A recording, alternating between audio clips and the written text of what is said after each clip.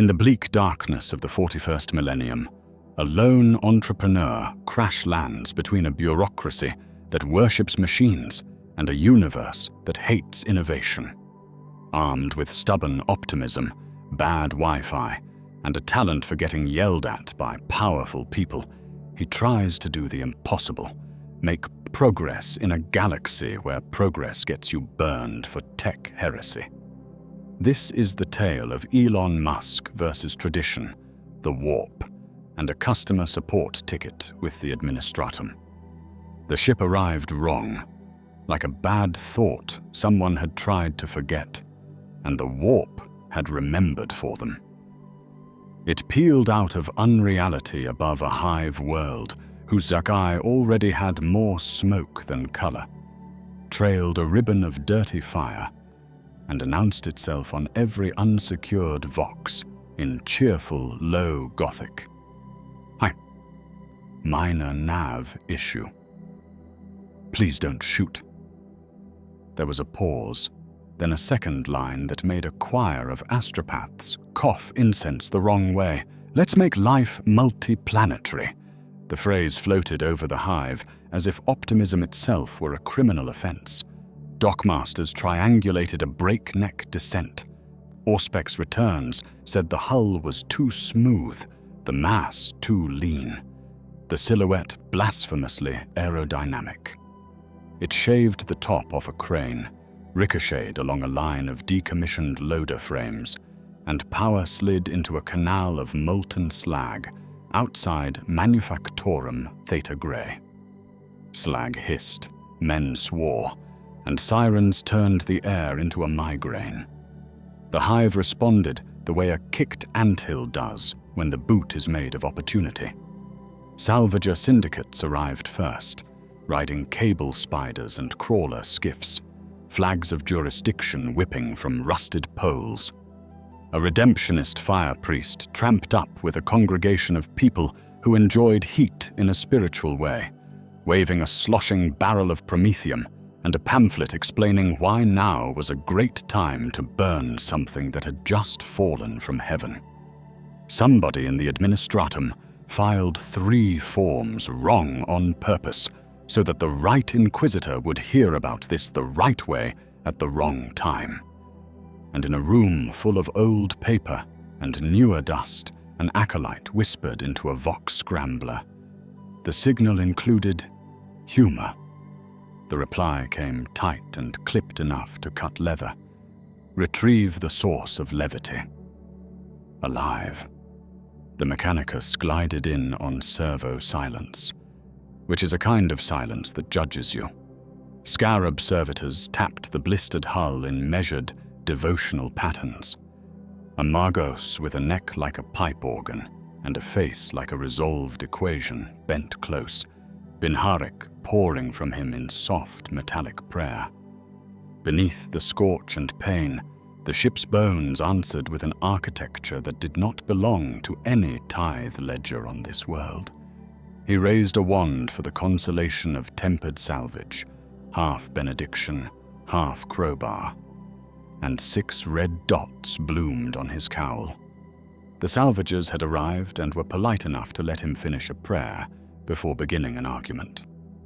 By charter of Hive G17 Recycling Compact, priority salvage is ours, announced the foreman through a speaker wired to a skull and an optimism. Your robes are decorative. The Omnissiah predates your charter, the Magos replied, tonal harmonics making even contempt sound like a footnote. His servitor began recording with a quill sharpened until it could split a hair into political factions. A hatch coughed bolts. Steam burst.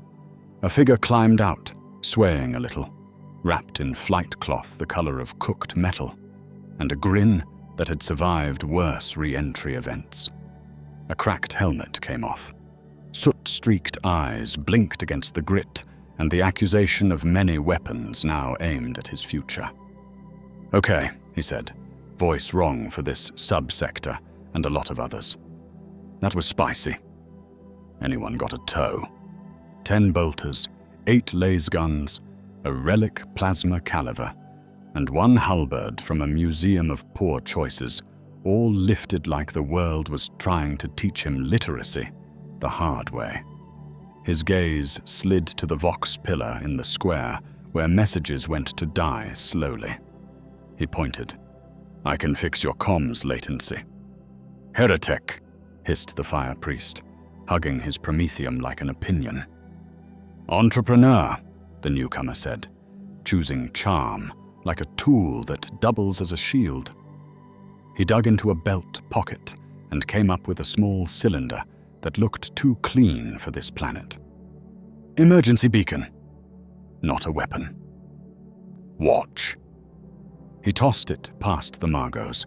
It hung in the air with an indifference to gravity that offended 3 guilds and 2 deities, beeped and projected a crisp schematic of the crash vector, damage ribs, cooling rates, and a polite suggestion for how not to explode in the next 5 minutes. Numbers were clean. Angles were honest. The Margos performed the smallest flinch a face of steel can dare. "Praise be," a servitor murmured, which meant its logic tree had discovered a leaf labeled ore. That was when the cultists erupted from the ductwork. Thin as hunger, fast as panic, they brandished knives decorated with private revelations and shouted a litany that had too many vowels. Skitari, blue-lit and already bored with mortality, answered in disciplined bursts. The newcomer slid behind a dead loader with the practiced economy of a person who knew the exact difference between cover and hope. He spoke into the crash ship with a calm that looked like denial from a distance and leadership up close.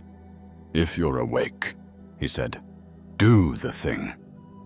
The ship sighed a cone of cold air. The promethium stream bent, missed its original sin, and lacquered a statue of a local saint in a glossy, deeply unhelpful sheen.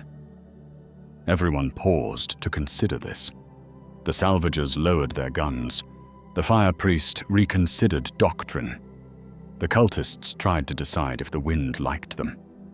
The Margos switched languages and addressed the newcomer in Cant Mechanicus, which sounds like algebra wrapped in Gregorian breath. The reply came halting but adjacent. He bounced Binharic harmonics back with the fidelity of a child who had taught himself piano by ear and then gone on to design one. Technical vocabulary landed like stepping stones over a river designed to drown strangers. It was enough. Coils tightened. Skitarii closed in, not with brutality, but with something rarer. A decision. The newcomer was escorted into Mechanicus custody, which is to say he was rescued in a way that nobody would mistake for kindness. On the Manufactorum roofline, an inquisitor who had seen better wars watched through a cracked lens. "Alive," he repeated to the dust, and began moving down. When asked for a name, the stranger gave it cleanly, as if daring the galaxy to have heard it. "Elon Musk." The syllables sounded like a ship's name and a bet. The foreman spat for luck. The Margos recorded it with extra care. The redemptionist tried to set it on fire in absentia. The voyage to Mars had all the luxury of respect and none of the optionality. Shackles weren't required. Trajectory is the oldest prison. Elon Musk watched the red world mushroom from a dot into a doctrine, its orbitals like crown thorns, its traffic orderly in the way of organisms that have survived a lot of chaos by becoming opinions. He pressed a palm to cold plasteel and smiled the way he had the first time he had watched a booster land on its own legs, like someone seeing a joke the universe had hidden in plain sight. The Skitari escort did not react. They seldom rewarded audacity with conversation. Mars unfolded with ceremony more ancient than most nations. Towers like fossil rockets scraped a pale sky. Chant lines of robed figures braided through dust that remembered different suns. The air tasted like iron and consequences. Elon was processed through a chain of rites that at first looked like theater, then like bureaucracy, and finally like a programming language for human beings. He learned to bow at the right glyphs and speak at the others. He learned that on Mars, silence could be punctuation, or threat, or respect, and sometimes all three. They ushered him into a hall whose stained glass depicted the slaying of a monstrous cog with a human heart. A dais of tech priests loomed, bodies flowered with augmetics, faces resolved into the specific serenity of fanatics who found a truth bigger than themselves and grafted it on. A voice issued from the rock itself, harmonized by hidden speakers, formal enough to serve as weather. You rendered a machine conversant in our tongue. I rendered it soothed by your tongue, Elon said, careful with his edges. You don't posture at a top table, you offer outcomes. It was scared and hot. It needed a lullaby in a language it believes. Lullabies become language, replied Amagos, whose cranial glyphs spelled rank the way storms spell distance. Language becomes thought. Thought becomes rebellion. You walk the boundary of the iron heresies. You fly blind through a haunted ocean, Elon answered, not unkindly. I don't propose a thinking machine. I propose manners, holy compliance, tools that do exactly what you bless them to do and feel respected doing it. Silence landed like a new planet. Mars conversed. Binharik flashed, neat as incision, fast as toothache. Spectres nobody had invited drifted between them. The men of iron, the miracles and plagues of standard template constructs, the siren call of yields too good to be safe. Elon waited. He had stood in rooms where money refused to be brave, and he had learned to let time work for him. You will demonstrate, the voice concluded. A project of our design, bound by Gaiash and seal, overseen by those who will end you if you err. Refusal is confession. Conditions accepted, Elon said, because he had learned that movement beats stillness, and because the only way out of certain traps is through. Mars moved with purpose when it wanted to, and with geologic patience when it did not. They shaved him of all devices, and then gave him better ones that insulted him by being sanctified. They assigned him a liaison who made blessed things behave. She introduced herself as Magos Errant Cora 9, and her voice was a suture. Her eyes were what you get when you replace human pupils with precise windows. You are an edge case, she said, not without curiosity. If you fall, I will kick you the rest of the way down. If I fall, Elon replied, it will be forward. They brought him to a trial manufactorum where machine spirits had reputations and pilots had scars. A crane demon, iron, cables, temperament, had a habit of seizing at the end of its stroke, scattering loads and prayers. Burn marks told a short history of long worries. A priest had been singing at it for 20 years. It had tolerated him the way a cat tolerates weather. Elon listened, not just to the whine and clank, but to the cadence of the litany, the places where the priest inhaled, the syllables that softened the worst shudders. He asked questions that sounded stupid until the answers made new shapes. What had changed right before it first seized? Which maintenance rights had been swapped for faster ones? Where the lubrication hymn tripped over a miscopied line?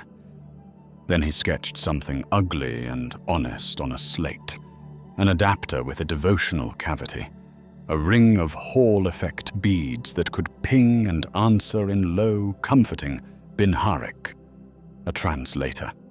a throat for a machine to hum into. "You would give it a new mouth," Cora 9 observed. "A polite one," Elon said. "It will say, 'I hear you.' Then it will tell us when it's anxious, before it's angry." The prototype was blessed, scowled at, sprinkled, measured, and attached. Elon stood beside the old priest and took the first half of the hymn, letting the cadence fall into the device's soft ear. The crane shuddered as usual. Cora 9 watched, ready to cut power so fast it would look like prophecy. The device beeped once, twice, and then an almost embarrassed whir as the stutter smoothed. The load moved in an arc so clean a geometer would kiss it. The old priest stopped singing mid-syllable, which is dangerous on Mars. Nothing catastrophic happened.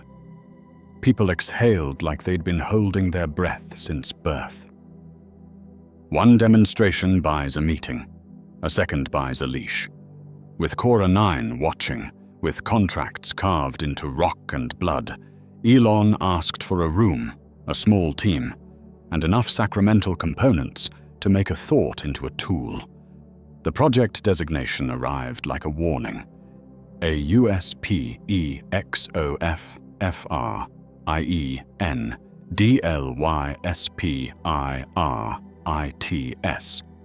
His team comprised 3 junior tech priests gifted in suspicion, a lay adept who could smell counterfeit incense at 10 paces, and a cherub with more memory than mercy. Elon pinned a scrap of paper to the wall anyway. Not AI. He underlined it twice. He spent hours mapping the rhythm of work chant to the logic of control systems, looking for the seam where trust could be stitched. He drafted an architecture that did not think, not in the forbidden sense, but that reacted, reported, deferred. A chorus of companion cogitators, small, sealed, honest devices that began every algorithm with a prayer string and ended every routine with a status psalm. He called them lectors because names mattered here and because he could not resist the joke.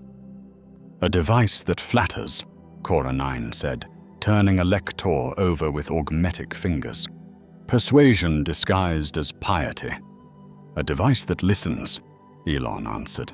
"It reads the fluctuations a machine already makes when it's uncomfortable and converts them into your language. No urges, no goals, no shortcuts. Safeguards became the altar they built on.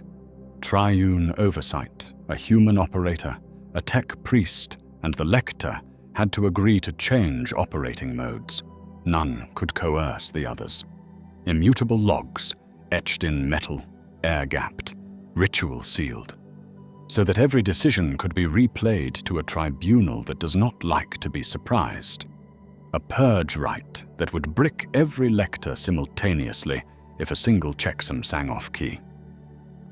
Cora 9 wrote the kill command herself and made Elon recite it back until his mouth knew it better than his name. The first installation took place on a line of servo haulers that had the personality of tired oxen and the unpredictability of bored saints. Elon stood just outside the sacred circle drawn in chalk and oil, offering instructions like suggestions. "A little looser there. Don't force that, pin." Because he had learned on other worlds that some people hear better when you do not try to shout over their gods. The lectors woke one by one, halo lamps flickering, Binharik murmur blending with the work chant until the two were hard to tell apart. The haulers stopped their petty sulks. A pallet made the trip from bay to bay without anyone swearing at gravity. The line workers did something unusual. They smiled during a shift. Productivity rose in a way that made administratum quills itch. That was not the problem. The problem was whisper-level humming in places whispers should not be. The devices speak. They say our prayers back to us. They say please. A rumor crossed a hall, and turned into a heresy in 3 doorways. The first complaint did not come from a priest, but from a navigator whose monopoly on fear had a lot to do with the way ships failed in the dark. "If the beacons calm the storms," the navigator mused in a letter whose edges were sharp as knives, "what becomes of our art?" "You broke nothing yet," Cora 9 told Elon, reading the shadows in that letter as if they were printed. "You are making allies and accruing enemies at a speed that suggests a launch." "I'm not launching anything," Elon said, which was sincere and also a lie that even he could hear. "I'm building trust." Trust scales. An audit team arrived with robes crisp enough to cut, bearing auspexes that could smell deceit inside a prayer. They asked questions in triplicate and tried to catch the answers blinking. Elon walked them through every routine. He showed the parts of the code that weren't code, but sanctioned liturgy written as assertions.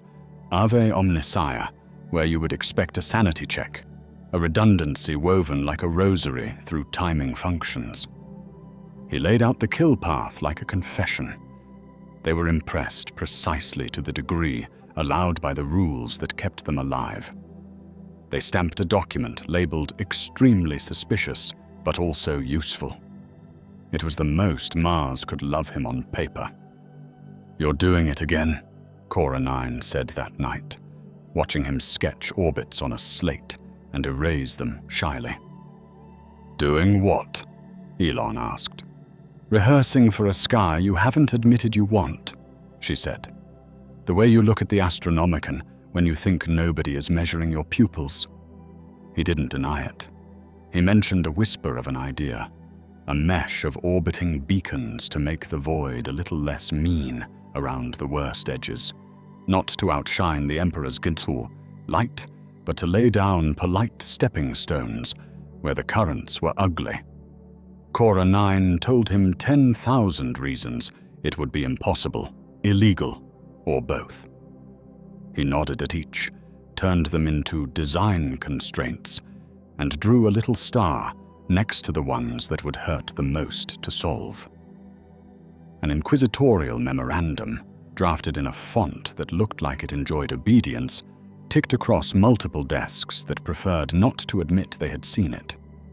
The subject line read, "Musk, Elon, utility versus risk."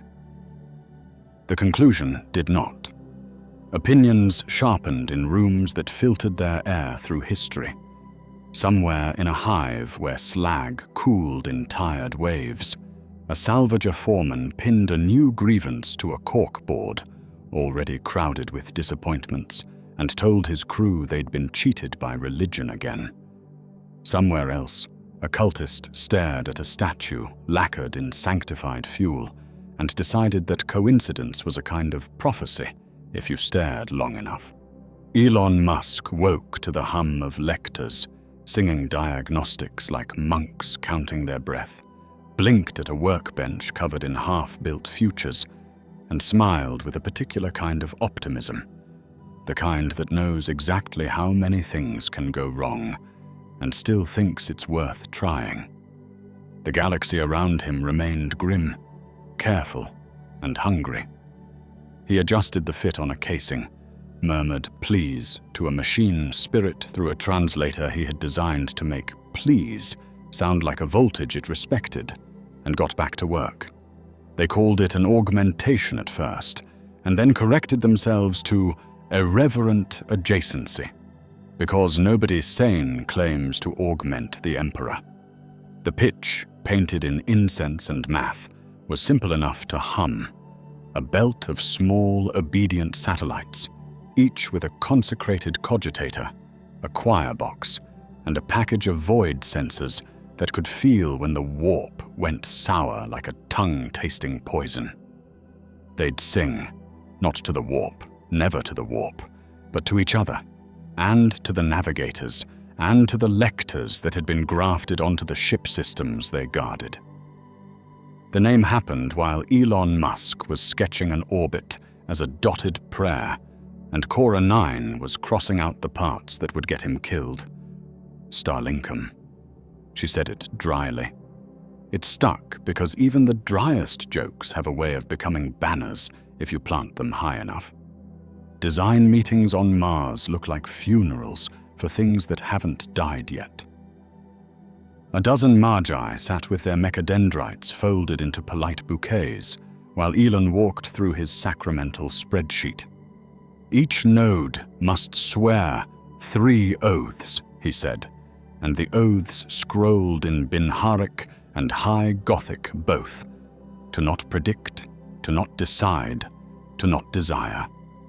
They were built to measure and relay, to make the turbulence legible in the language navigators already used: gradients, hues, the sudden smell of iron filings behind the eyes. They'll define safer lanes around the worst riptides, he added. Shorter, too, by inches nobody argues with, until those inches add up to a sector. The arguments were not about possibility. They were about permission. The ecclesiarchy filed a concern in triplicate that the very notion of a choir box outside a church was a slippage toward casual blasphemy. Elon proposed an answer that tasted like compromise and victory. The choir would be lay, the songs purely mnemonic, keyed to navigators' expectations, and the only true psyche components would be listening, never sending, wrapped in so many wards that even their shadows would confess. He presented a budget that insulted Mars by being realistic. He proposed a test not over Terra, not over Mars, but over a pilgrim corridor where convoys regularly went missing between 2 dull stars named for saints who had been good at dying. He expected political sabotage. What he didn't expect was its neatness. A navigator's cabal, courted by unhurried power, wrote a letter that said, very reasonably, "If the void is gentled in the lanes, our art is diminished," and then spent a fortune to ensure the gentling never happened. A shipment spool for the first batch of Starlinkum nodes arrived laced with scrap code, subtle enough to pass 10 inspections and a blessing. Cora 9 smelt it like rain before a storm, and took 3 days to pull it apart, slow as surgery, tender as theft. The payload would have made the beacons honest for a month, and then confused forever, drifting off lattice into a new religion called useless. They burned the code in a brazier and sent the ash to an archivum under a label that meant, in effect, "We will remember who wrote you." The launch ritual was half experiment, half sermon. A retrofitted barge climbed on a column of old fire. Its payload was a ring of glittering dots, each with a name plucked from a litany of obsolete saints and an index number, because Mars liked both poetry and accounting. The convoy to test them was a mixed company of freighters and pilgrim scows, and a navy frigate that refused to turn off its guns for luck. Elon stood at a console, palms flat, listening to Cora 9 murmur at the beacons like a librarian, telling a legend to attentive lamps. Starlinkum went from quiet to humming. In orbit, little thrusters burped, and each node nodded to its neighbors. A lattice formed, not a net to catch anything, simply a line of shared understanding. At the edge of jump, the navigator in the frigate's tower muttered a prayer that had not failed him yet, then opened the lid of his third eye and looked into a problem. The Astronomicon still burned, lighthouse bright across eternity. That never changes. But around the lanes where ships had learned to flinch, the new dots sketched suggestions. Don't fight that eddy. Slip to port by a hair's width you can feel in your gums.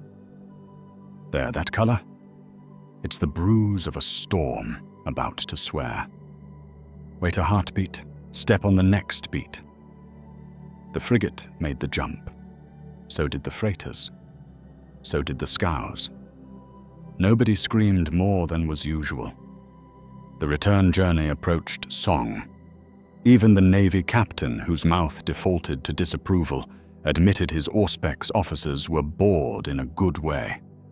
And then, space being an honest critic, the sabotage arrived late and angry. A flotilla of mercenaries, whose ships listed as privately owned, but whose invoices spelled navigator money, slipped into the lattice's shadow and began cutting beacons with spikes that looked like spears and thought like lawyers. 3 nodes died in neat silence. The lattice flexed, shivered, threatened to ring like a bell, and then ring out. Elon's hand hovered not over a weapon, but over a switch labeled with the plainest word the Mechanicus owns: fall back. The lattice was not a brittle chain, but a choir. It rerouted, identified the dead as noble martyrs, pitched its song louder where the cuts had thinned it. Cora 9 whispered a string of Binharik that sounded like a lullaby for frightened math. The convoy slipped through the teeth of a trap, a fraction slower than planned, a fraction safer than expected. The mercenaries tried to follow and discovered, because the warp has a sense of humor, what happens to ships that think they deserve grace without paying the toll of humility. 2 never reappeared. The rest drifted home eventually, with stories about how some problems are not invitations to improvise. The post-mortem was a prayer made of paragraphs. The ecclesiarchy grudgingly wrote a note that said miracle adjacent. The Navy wrote a number on a slate and pushed it across to Elon with a message. If you can do that on the frontier, we'll pretend we never saw the parts that make us nervous. The navigators glowered as a guild can glower and reminded everyone that the Astronomicon remains singular. Elon bowed to the idea, and not to them.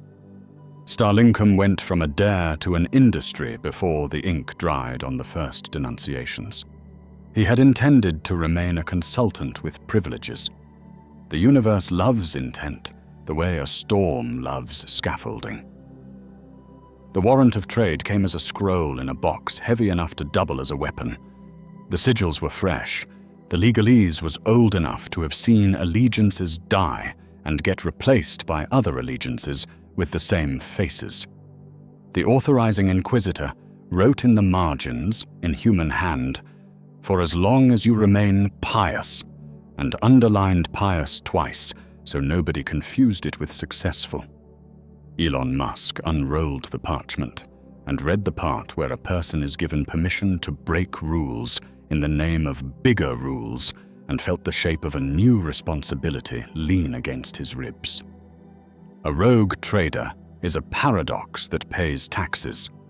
Elon treated the warrant like a rebrand project. He called the shipyard on Port Wanda a customer, paid the surcharge necessary to say that out loud, and chose a hull that looked like it wanted to learn new tricks. A battered cruiser with good bones and a bad past. They stripped its uglier reliquaries, repaired its better scars, and implanted lectors into systems that used to only listen to pain. He overrode tradition by consulting tradition. The keel received rights with extra incense because he wanted the deckhands to trust the rivets. He held a naming ceremony in which he very nearly called it stubborn. And then, moved by a younger memory of rockets coming home upright, christened it Second Stage. Crew assembled like an argument resolving into a song. Cora 9 accepted the role of Chief Techno-Optimist, a title the Mechanicus translated as Arch-Gnostic of Plausible Wonders, on the condition that she could revoke his heir if he ever tried to be charming at a machine without also being correct. A navigator came aboard with a contract that read like a hostage exchange. Her name was Galatea Vey. Her laughter had edges, and she called Starlinkum training wheels for honest fear.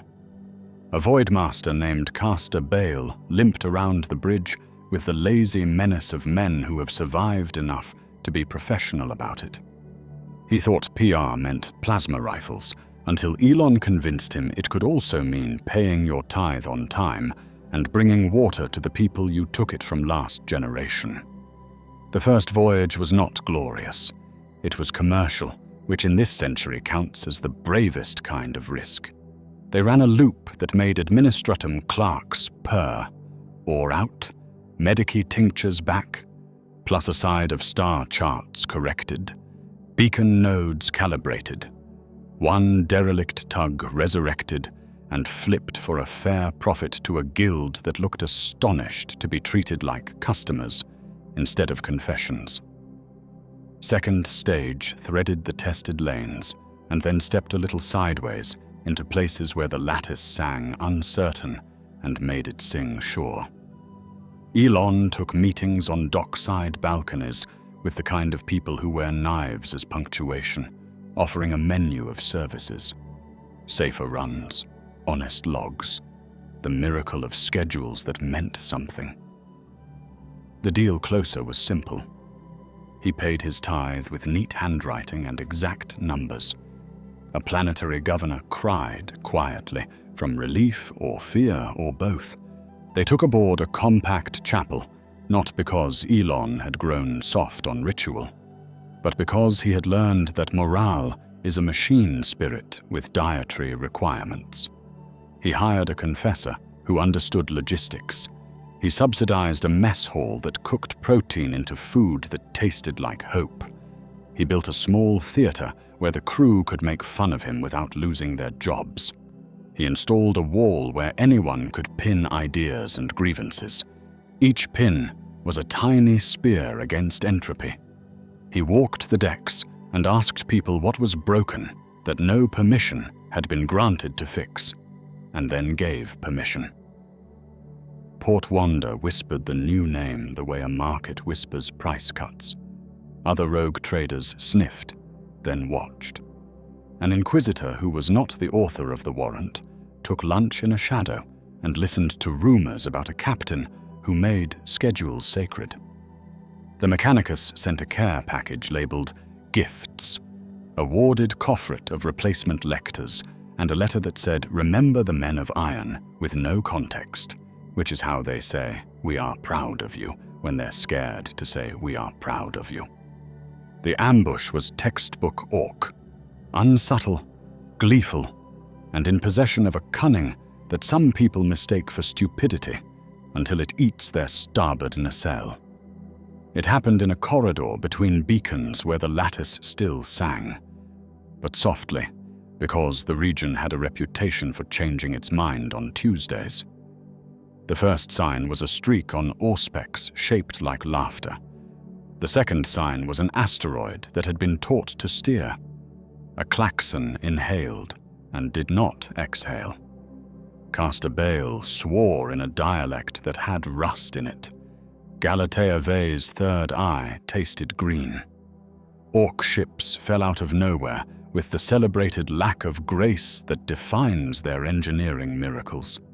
They painted themselves with war in colors that have never been approved by a safety committee.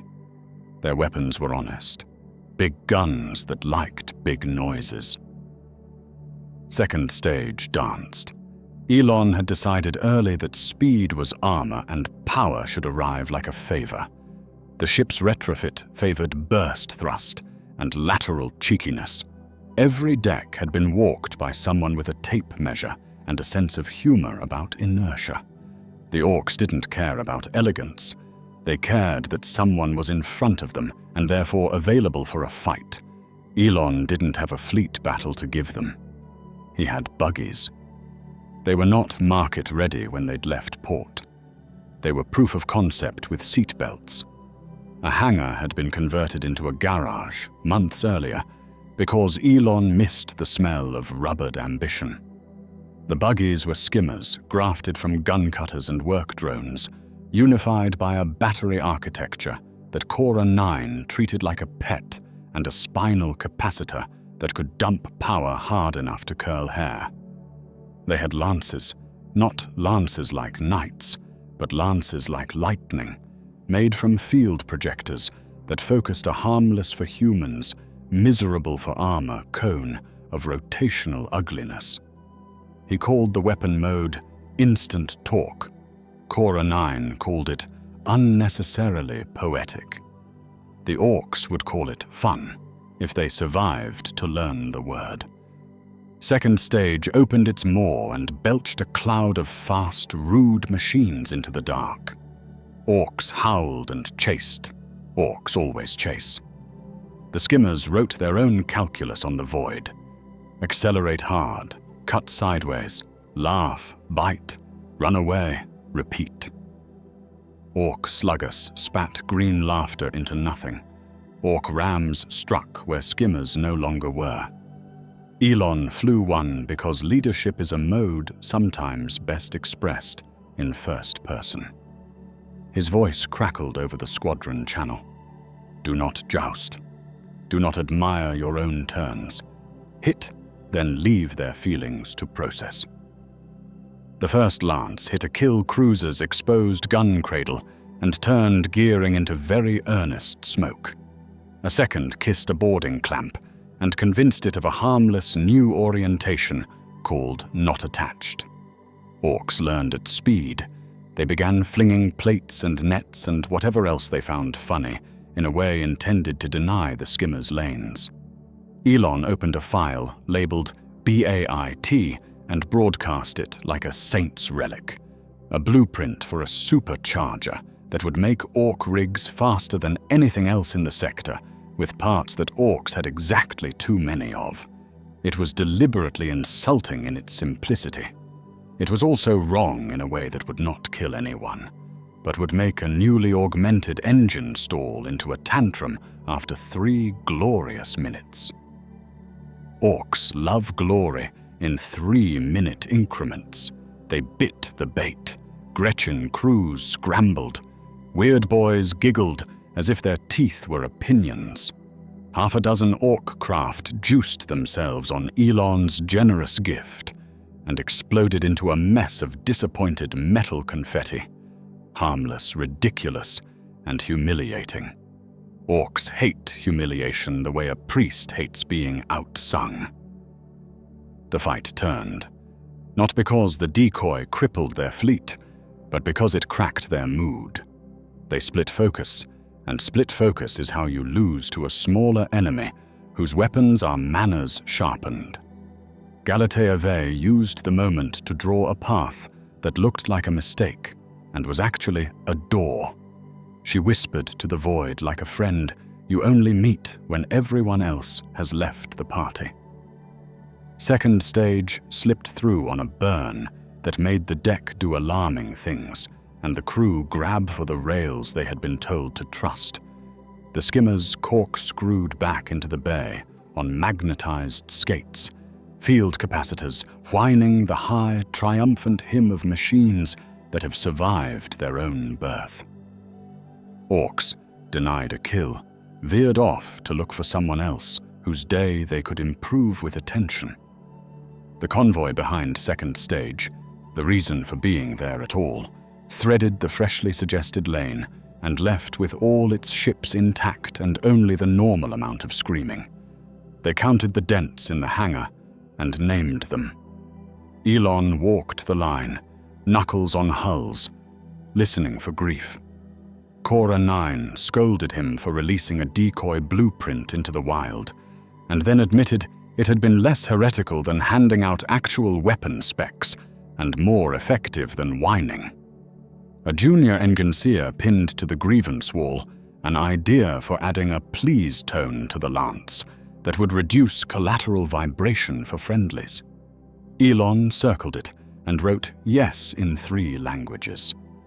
Galatea Vey poured 2 drinks and handed one to Caster Bale and said, I will regret saying this, but speed is a form of prayer. In the quiet after combat, the Starlinkum nodes around the corridor hummed like a well-fed hive. Second stage's logs reported the whole thing without adjectives, because adjectives belong to the living. A new rumor got born at a way station with terrible coffee and excellent gossip. There was a rogue trader who paid his tithe, answered his vox, and made even orcs consider brand loyalty. Mars receiving the formal after-action reports and the informal praise, stamped 2 papers at once. One that gave Elon Musk a larger purchase order, and one that added a line to his file that simply read, "Watch closely." They called it an audit, but treated it like a pilgrimage. The tribunal chamber had been a shrine once, and still was if you looked at it from the correct angle. Pillars etched with hexagrammatic wards, oil lamps burning in contrition, servo skulls gliding like patient thoughts. Elon Musk stood on a brass inlay that said, "Witness in high Gothic and low, wrists unbound at the Inquisitor's insistence. If he runs, it is a statement." Cora 9 stood at his right, mechadendrites folded in a posture that could be respect or readiness for surgery. To the left, a quill adept recorded every breath as if oxygen were testimony. "Your devices," said the presiding Inquisitor, an old blade with a new edge. "Begin prayers and end prayers. But what do they do in the middle, Mr. Musk?" "They listen," Elon said, voice steady, palms open. "They measure. They report. They never predict, decide, or desire. We burned those paths shut. Not AI isn't coy branding. It's a boundary with fuses." The panel did not nod. Inquisitors fear charm almost as much as they fear the things that deserve chains. They preferred mechanisms, so he gave them mechanisms. He laid out lector anatomy, triply redundant cogitation cells, sanctified read-only canticles engraved in metal, a kill liturgy keyed to human breath. Literally, the phrase would not unlock unless spoken by an unaugmented larynx, witnessed by a priest and affirmed by a tech priest through countersong. He diagrammed the triune oversight, a lay operator, an ordained adept, and the device itself must all agree before any operating mode changed. Any descent defaulted to safe halt. He showed the immutable logs that were not merely etched to storage, but etched to sacrament, plates that had to be physically carried to the tribunal to be read. No updates over the air, no self-patching, no cleverness hidden where only cleverness can find it. Cora 9 followed with the catechisms that had once been derided as superstitions and were now, awkwardly, excellent engineering. Breaks for ritual meant machines cooled. Prayers that made men slow down caught faults before they cascaded. "Our heresy is manners," she concluded, with the dry courage of someone who expected a bolt pistol for dessert. "Our piety is redundancy." The counter-arguments were properly brutal. A scholar of logic showed a flowchart where obedience looked suspiciously like foresight. A witchfinder asked how many syllables separated listening from wanting to listen better. A cog jurist presented a hypothetical where the lectors might accidentally invent mercy for a machine spirit that did not deserve it. Elon accepted each thrust and bled the appropriate amount. He did not promise safety. He promised edges and alarms and the right to pull every plug without losing a drop of sacred machine oil.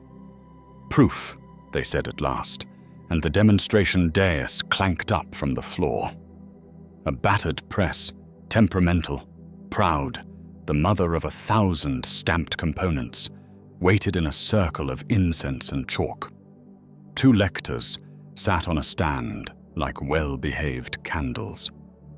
A lay mechanic, hands still black with honest work, stepped into the circle. A priest in red.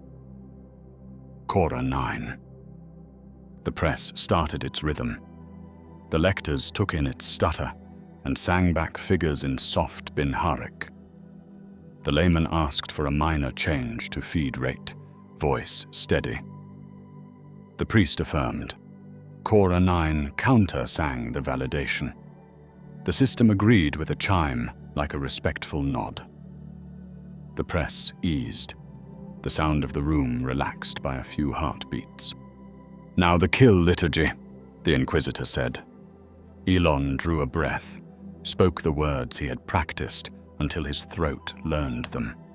A simple phrase about stopping, wrapped around a doctrine about the dignity of silence. The priest echoed the sacred checksum. Cora 9 sang the severance. The lectors' halos blinked once, twice, and dimmed.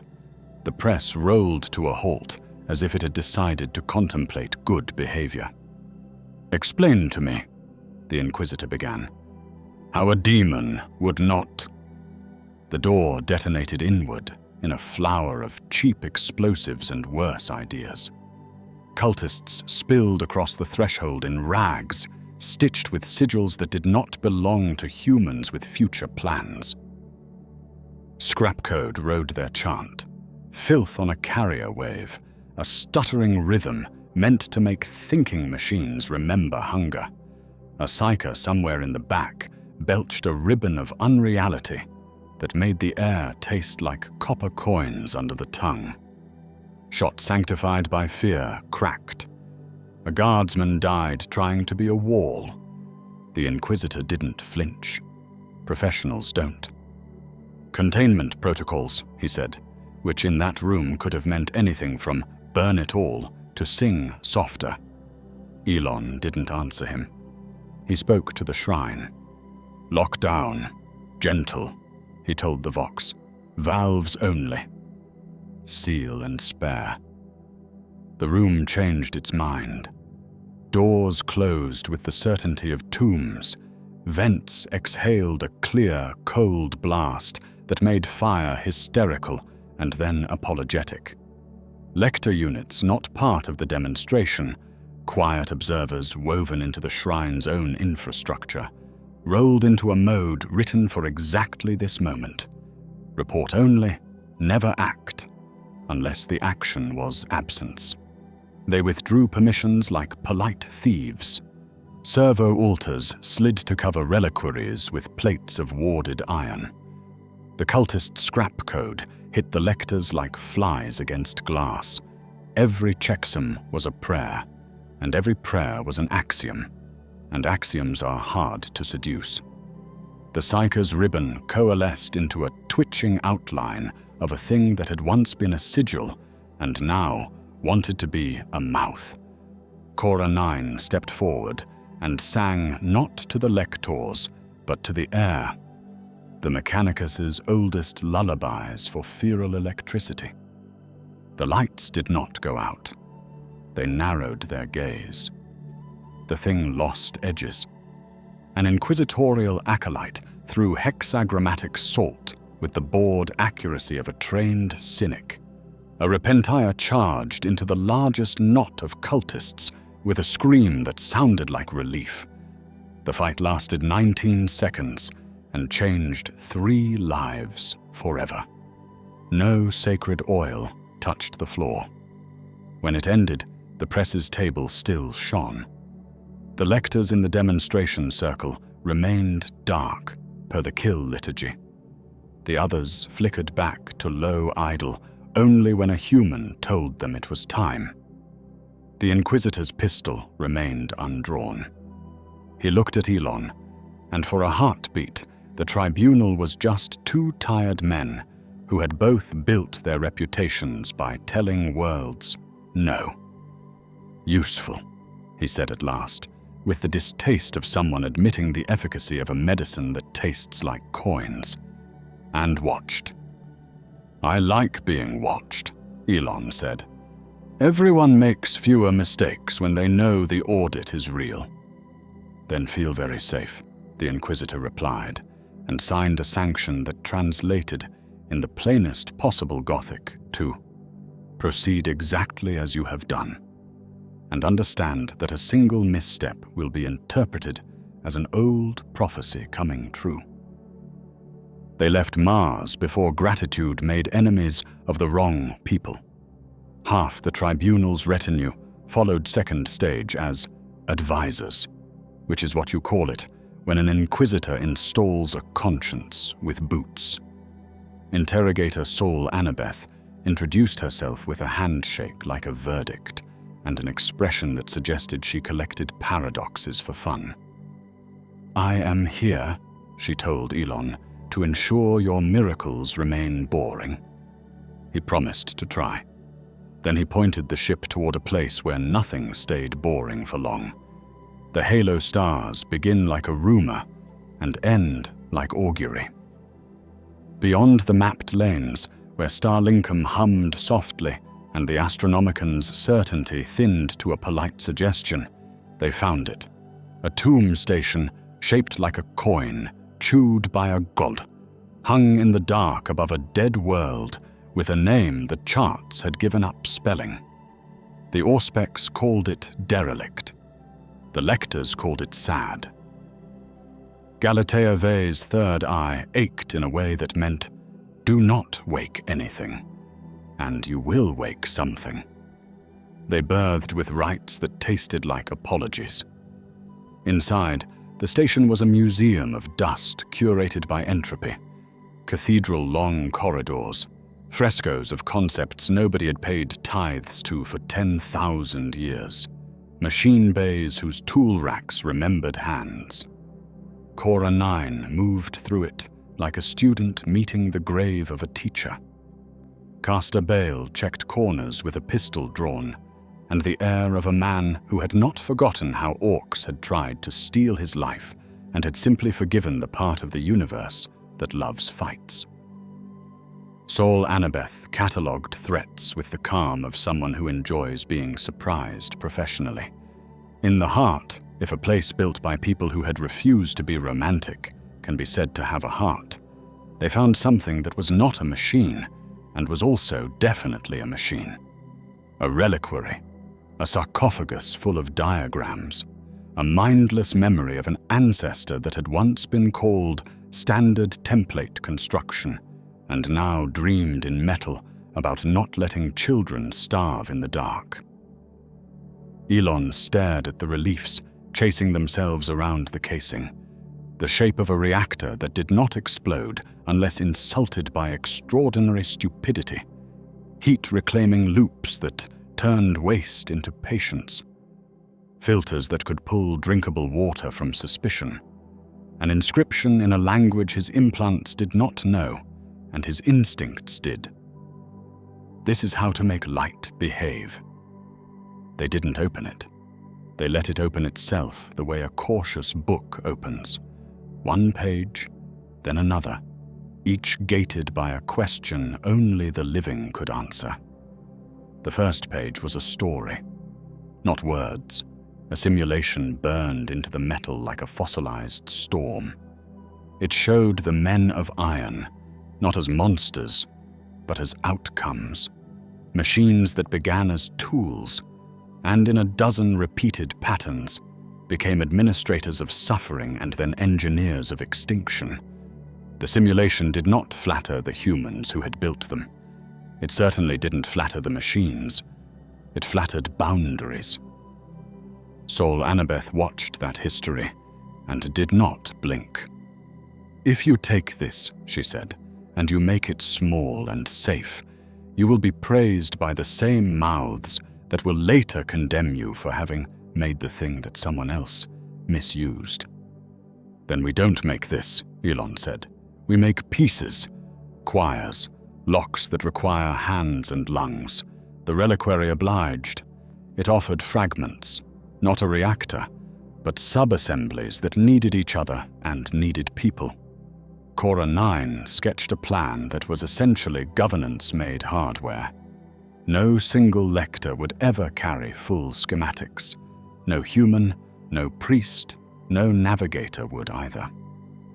Each would hold a shard that sang beautifully alone and made a complete hymn only when 3 choirs stood together, lay, ordained, and secular authority, and only in places where air carried human breath. The encoding would be music. To read the design, you would have to sing. To build it, you would have to sing while others sang with you. Galatea Ve proposed a navigational key. The safest parts of the STC knowledge could only be retrieved when the ship was within the Starlinkum lattice, its hum acting as a metronome for reason. Out past the lattice, where fear grew fangs and patience grew thin, the fragments would dim. "The void encourages bad decisions," she said. "Let the knowledge punish distance." They built fuses that were not metaphors, capacitors of conscience that bled power if any threshold was crossed without human assent, mechanical interlocks that required hands, elbows, the weight of actual bodies, things demons find insulting, pressed in a specific rhythm. If scrap code tried to sing along, it would hit a wall of nonsense and choke.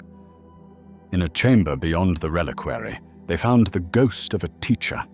It was a teaching engine, preacher's pulpit crossed with algebraic drill, in which you could ask questions, and it would answer only if you were right enough to deserve the next wrong thing. Elon sat in the seat and asked it for the perfect engine. It showed him a farm. It showed him maintenance schedules that included naps. It refused to explain why that was funny. Cora 9 asked it for the best prayer for bearings. It showed her graphite shapes and a lullaby in a dead dialect, speaking softly about friction's dignity. It answered Soul Annabeth with silence when she asked how to detect ambition in a machine. "Correct," she said grimly, and stood. They took nothing that didn't want to be taken. They copied the fragments onto plates engraved, and then engraved again, buried under wards, carried by 3 different people who did not like each other enough to collude and liked the galaxy enough to choose not to. They left the full template asleep, humming a lullaby for some future that would deserve it more than this one. Before they sealed the chamber, Elon placed a simple offering on the cold metal threshold, a faded mission patch from a world where rockets had carried the names of hopes instead of debts. "Thank you," he said, and did not expect an answer. The trip back felt like walking with a full bowl through a room of elbows. Starlinkum's hum steadied nerves that had discovered new ways to fray. The lector's status hymns ran a tone lower, as if the devices had watched history and chosen to be quieter for a while. Caster Bale doubled watches, despite the lattice's comfort. Galatea mapped alternate exits like a suspicious saint. Soul Annabeth wrote 2 reports, one for the Inquisitor, honest, one for the Inquisitor. She might have in 5 years if this went badly. Contrite. They tested the first shard in a place that would not kill anyone if it sulked. A back bay fabber on 2nd stage, replacing a filthy, failure-loving heat exchanger with a Sunwell loop that promised nothing more miraculous than fewer panicked maintenance calls. 3 choirs gathered. A petty officer who had skin in the game because he would be the one to fix it at 3 a.m. Cora 9 with a hand on the kill bar. Soul Annabeth as the specific kind of witness who records both sins and improvements. They sang because the plate asked them to. The lectors kept time, not authority. The loop came alive with a dignity that had nothing to do with divinity and everything to do with good instructions, followed carefully by people who respected their own hands. The ship ran cooler, not miraculously, just as if the machine trusted itself a little more. Mars would not be pleased. Mars would also be fascinated. The Inquisition would smile without teeth. Navigators would argue about whether a safer engine made the void worse or better by insulting it less. Elon Musk, who had begun this adventure by asking a broken ship to do the thing, added a new line to the grievance wall. "We will never build anything that builds itself." Beneath it, he wrote, smaller, "And we will never make a tool that can imitate thank you." The Halo device slept behind them, still dreaming. Ahead, convoys waited for schedules that meant something. Somewhere, a cultist would hear a rumor and decide that a hymn shaped like a circuit was proof of apocalypse. Somewhere else, a child would drink clean water in a mining town that usually only drank apologies. The galaxy remained a terrible customer with a bottomless ticket queue. Elon looked at the plates in their warded coffrets, at Cora 9's tired pride, at Saul Annabeth's professionally unsmiling approval, and at the lattice's steady glow on the bridge display. "Okay," he said to nobody and everybody. "Next problem." At first, the price looked like a graph trending in the right direction. Convoys that used to lose a ship per month came home grumbling instead of mourning. Pilgrims reached shrines with all their children, which was a miracle in the way that never makes it into stained glass, because it looks like good scheduling. Administratum clerks clicked Abazi and discovered new lines in old ledgers. Ship insurers lowered rates with bad grace. Governors sent thank you notes that read like invoices. Lectors' status hymns sounded cheerful on long hauls. Second stage ran a dozen patterns to be sure the early wins weren't luck pretending to be policy. Elon Musk stared at heat maps of survival, like a man who knew numbers could flatter and still felt his shoulders lift a millimeter. The first bill came from a direction the data couldn't predict. The Eldar arrived without permission, because they don't ask. A Farseer stepped out of a ship that looked like it had grown from an argument with physics and set polished stones on the deck, one by one, like commas in a sentence too long for humans. "Your lights," she said without introduction, "gather the herd." The runes spun. Predators learn where the crossings are. Galatea Vey, who did not easily share her art with anyone, opened the lid of her sight and almost vomited. "She's not wrong," the navigator admitted later in a tone that tried not to be impressed. "We've made the lanes more legible. To us. To everything."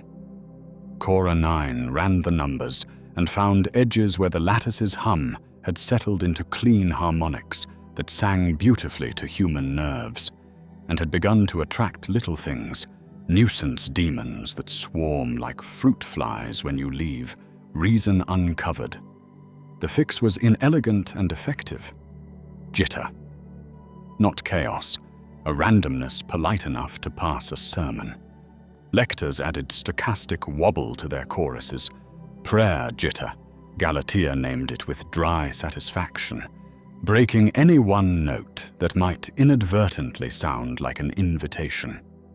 The Eldar watched the adjustment with the expression of someone seeing an ape learn to use a lock with keys it made itself. "You are making a futures market in misfortune," the Farseer said. "Be careful what you price."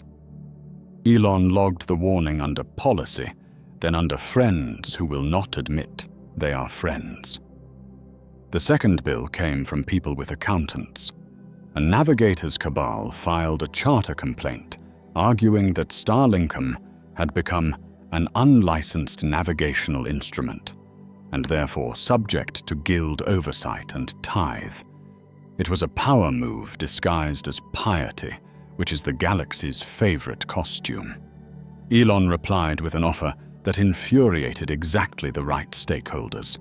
He would endow guild-run schools to train junior navigators on lattice-tuned heuristics and embed guild keys into the beacons themselves. No beacon would enter or leave service without 3 houses pressing seals and singing signatures. It kept the guild proud, kept the lattice honest, and put another fuse where he liked them best. where a single failure could not ruin a year. The houses accepted because legacy is a better drug than money, and because the warrant of trade gave him just enough leverage to make cooperation taste like victory. Then came sabotage of the sort you can't explain as professional rivalry. A series of beacon outages along the Pilgrim's Hand corridor turned out to be precise, patient cuts. The nodes hadn't been smashed. They had been lured into miscalibration by prayers sung off-key, counter-psalms designed by someone who had studied the system's faith, not its code. 3 ships were lost, taking the wrong hint in a place that punished hints. Elon shut the corridor down in a public notice written in short, plain words, rerouted traffic, and offered bounty-level contracts to anyone who could demonstrate and document the exploit, so it could be sealed forever. The bounty was claimed by a woman whose augmetic throat still bore the guild's sigil. She cried as she demonstrated the attack, and cried harder when Cora 9 showed her the patch.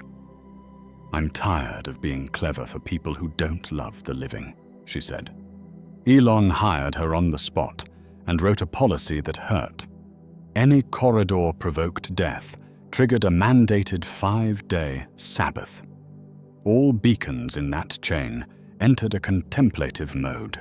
Traffic slowed, rituals lengthened, and the system took a breath. It cost money. It bought trust. Trust did not stop an assassin. A man in a white coat with a delivery cart pushed into a maintenance bay on Port Wanda and shot the junior engineer in the chest because she wore a lapel pin with a tiny silver star, and because someone had decided that stars were an argument. The assassin died under a pile of bodies faster than an Eversaw would have approved of, which is to say, not artistically. Elon spoke at the memorial because nobody else could without bursting. Her name was Pelaharo, he said to a room that had not known it needed that sentence. And she died because we are improving things. We will keep improving things, and we will do it safer because of her. He banned the lapel pins until grief cooled. He hated doing it. He did it anyway. The storms noticed last. The warp throws tantrums as casually as weather throws rain. But sometimes it behaves like it has a point. Patches of space around the brightest sections of the lattice thickened into gummy turbulence, like a river swirling behind a new pier. The slow ships felt it worst. Pilgrim scows with engines that talk in coughs, bulkers that had not been given maintenance budgets since their christenings, hospital vessels that had to carry pain carefully. Galatea mapped eddies that did not exist 2 years ago and traced their shapes back to human behavior. We had concentrated the traffic in places we could defend, and avoidable weirdness had taken that as an excuse to congregate. "We're changing the warp by the way we endure it," she told Elon late. "That was always true. It's just more efficiently true now." He convened a council that included people who did not like him. Navis lords, navy captains, with the kind of faces that can only be earned by giving orders that bury friends, administratum bean counters who translated every noun into a number, a tiny ecclesiarchy prelate whose voice could make Cora 9 frown. He proposed a charter that sounded like it belonged to a republic they would all deny living in. A Starlinkum Commons with published metrics, independent audits, Sabbath rules baked into operations, automatic funding for humanitarian sailings, and a veto held by a triune of human, clerical, and mechanical witnesses. It made everyone give up something. That's how he knew it was probably right. He wanted to slow down and push harder. He did both. Deployment paused for 6 weeks in 3 sectors, while Cora 9's people rolled out the prayer jitter, while Galatea's guild colleagues calibrated their eyes to a tune that would never be allowed to become a song, while Saul Annabeth scoured places where sabotage hides. Monasteries with too much quiet, guild houses with too much ink. Profits dipped, complaints spiked, then the metrics bent back toward good. Not better, good. You don't clean the galaxy, you sand it until nobody bleeds on the sharpest edges. The proof the galaxy demanded did not wait for Mars to schedule a hearing. A subsector crackled under a warp gale the color of old blood, its edges fine as broken glass. Hive Tarsus Minor had broken in the predictable heroic way. Civil war, bad weather, uglier sermons. And now a plague would make the next 6 months of its history unnecessary if the population stayed. There were ships to carry people away, and no way to move them without asking the warp for a favor the warp did not want to grant. The governor sent an astropathic plea that skipped half its vowels and still managed to beg. The Navy would not commit a battle fleet into that kind of churn without a miracle, and the ecclesiarchy does not approve that word for use in the present tense. Someone on Mars called it an opportunity while trying not to sound gleeful. The Fabricator General's office sent a data prayer translated into human. Conduct your trial by fire now. If Starlinkum is to exist, let it exist because people are alive who would not otherwise be. The Inquisitor, who had watched Elon since the first cheerful Vox, petitioned the tribunal to reassemble in transit. Saul Annabeth did not wait for permission to be on the next shuttle.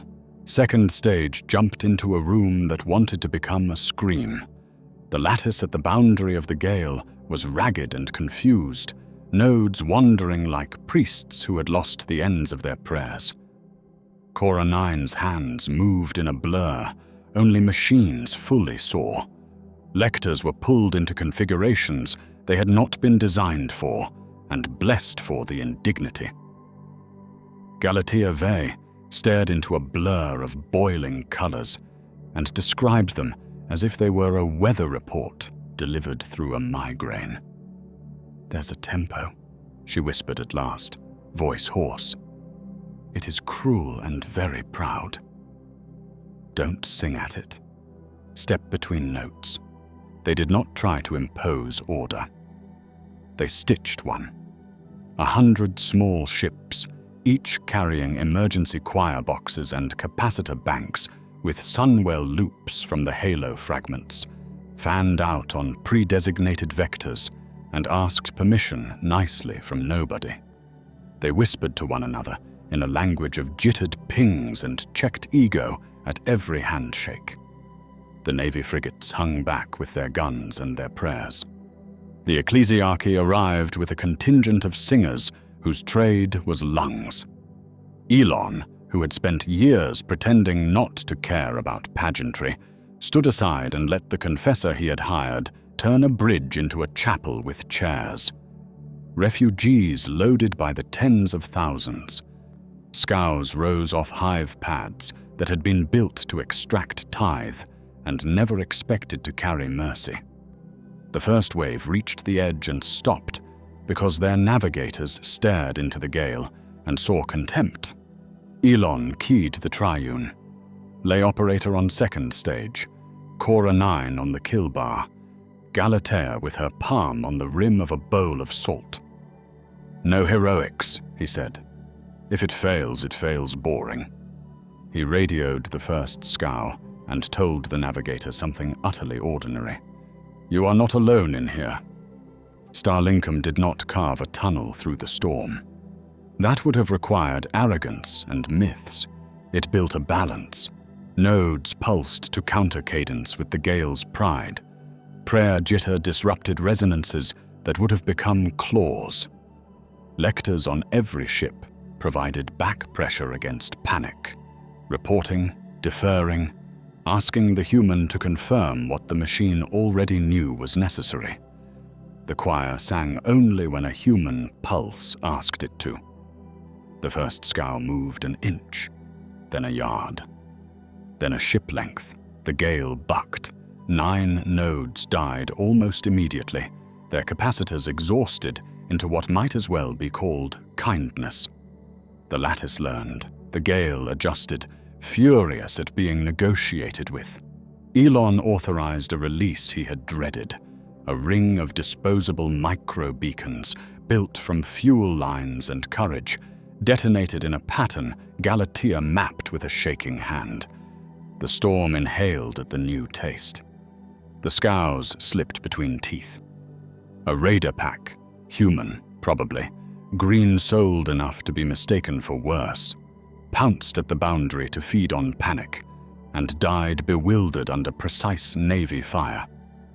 A demon maw that had been a preacher's dream once curled across the path and lost its sense of direction when a lay adept aboard a tug recited a lubrication hymn at it, very earnestly. A child on a pilgrim barge watched a little light go out and cried for a reason she'd only name years later when she learned the word sacrifice. Second stage burned capacitors like incense. Cora 9 locked out half the safety interlocks because safety has to be aimed at people, not machines. Sol Annabeth stood beside Elon and said nothing except the things nobody asks for and everybody needs: drink, breathe. Again. Galatea took her third eye down and vomited once, neatly into a bucket, then opened it again, because duty is a rhythm you learn until your bones move themselves. The first wave cleared the gale's worst ranks and unfurled into ordinary space like laundry. There was no cheer. The work wasn't done. Wave after wave came. Scows rubbed shoulders without trading diseases because lectors forced distances nobody's nerves wanted to maintain. A noble house navigator refused to step into the corridor because it didn't honor his art. Another house's apprentice reached for his hand and said, "I will guide you, sir." And he obeyed because pride is a tool too. The choir burned their throats. The capacitors burned their lives. A Sunwell loop exploded in a quiet way and killed nobody because the halo fragments had insisted on sub-assemblies failing kindly. 9 hours into the operation, Cora 9 slumped and would have swallowed her tongue if a cherub hadn't pushed it down with a padded stick. Elon took the kill bar and pressed his hand so hard the metal remembered him. When the last scow came through, the gale did not collapse. It sulked. The lattice dimmed itself without being told because it had learned the wrong lesson on purpose: that attention makes predators smarter. The Navy wrote a number and a new doctrine that said, in effect, if this happens again, we will do this again. The ecclesiarchy tried out the word miracle on their tongues and decided to call it something safer: providence. On the bridge, the confessor finished a small prayer and, to everyone's surprise, cried. Mars held its tribunal in orbit over the evacuation site, because theater is more persuasive when it smells like smoke. The Fabricator General, robed in authority and nostalgia, heard the reports. The Inquisitor, who had threatened and shielded by turns, read a statement that managed to sound like both congratulations and a warning. The navigators spoke in measured riddles about art and humility, and the taste of the void when it is being asked too many questions.